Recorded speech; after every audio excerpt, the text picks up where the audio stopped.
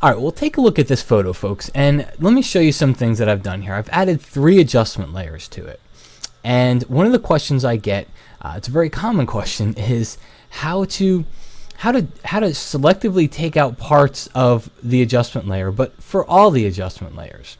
Well, the hard way would be to take the brush tool, go to your levels adjustment, and inside here you could see I could always start painting with black on that adjustment layer, and I could start taking away the effects of the levels adjustment.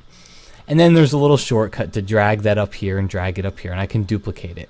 And then what happens is if I ever need to change it, well, I've got to go back and change all of them. So here's what I suggest. Click on one of the adjustment layers, and then shift click on the other one. And then on the PC, or on the Mac, I'm going to press Command G. On the PC, I'll press Control G. And what that does is that groups these layers up into a folder. And if I expand it, you can see they're all inside here. And then what I do is I add a layer mask to the group.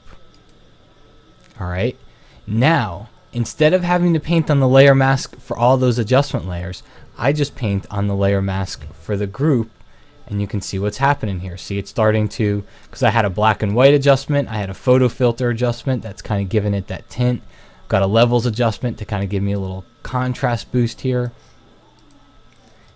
And I just paint on that layer mask for the entire group. Now if I ever need to change it, well, I just change it in one place.